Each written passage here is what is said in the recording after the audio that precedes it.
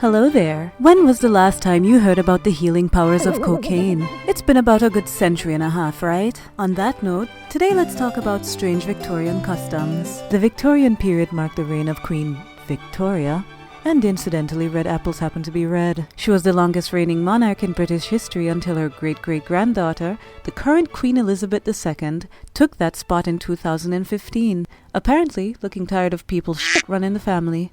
Anyway, the Victorian period marked her reign, and for some reason it was a really strange time to be alive.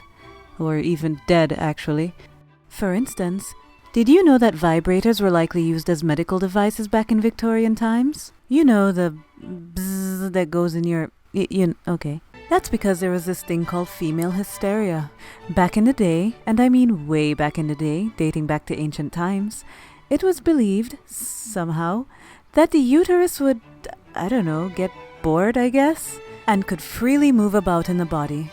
This idea was also believed by Plato, who thought that many female ailments were the cause of a wandering womb.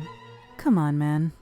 As you might imagine, having an internal organ that had its own agenda was bound to cause a few problems. So hysteria was a catch-all ailment for anxiety, fainting, irritability, etc. Just about anything that couldn't be explained at the time was attributed to this marvelously made-up affliction.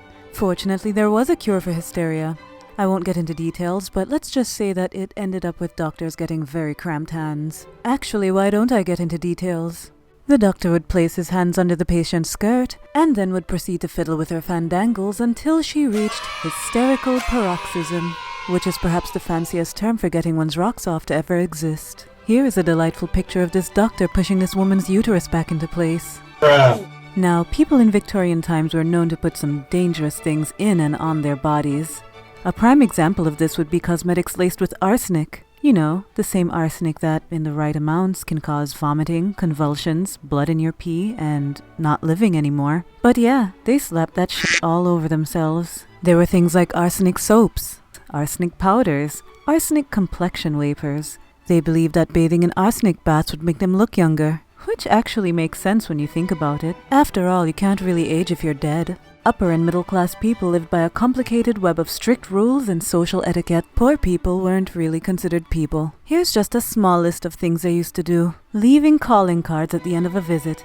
People would leave calling cards when visiting, and these cards were basically just an "I was here" because they didn't actually have any sort of contact information. Having a tray full of calling cards was like having a bunch of Instagram followers by today's standards. Even the cards had rules. If the card was folded on the top left, that meant it was a social call. If it was folded on the top right, it meant congratulations. If it was folded on the bottom left, that meant goodbye. Usually if the person was going away for a very long time. And if it was folded on the bottom right, that was an offer of condolences. A gentleman should be introduced to the lady and not the other way around. And a person of lower ranking should always be introduced to the superior. Young unmarried ladies shouldn't have more than 3 glasses of wine. But if you're married, you can have 5 or 6 because you probably need it.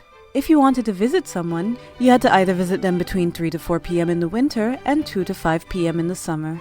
Don't forget your calling card. When a gentleman talks with a lady, he should always avoid topics like science and politics, and talk only about the things a lady would likely be interested in, which in my case would be science and politics.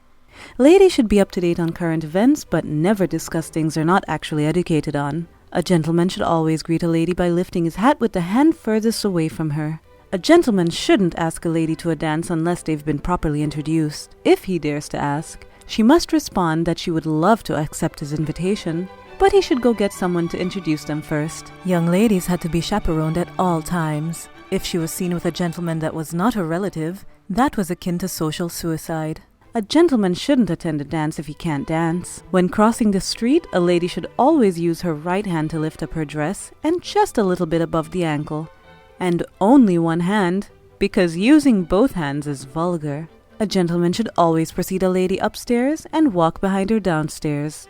It's considered to be in poor taste to bring your dog or children when visiting. If you are sufficiently close, then perhaps you can bring the kids. If you're visiting me, bring the dog and leave the kids. Actually, you should probably stay home too. And last but not least, a piece of Victorian advice that I unfailingly follow. Leave social events quickly so that others may not see you. So I'm going to conclude this video here because I haven't seen the sun in 2 straight days. I'm Sevy and thanks for learning with me today. If you don't have a runaway uterus, go ahead and click that subscribe button and that little bell next to it.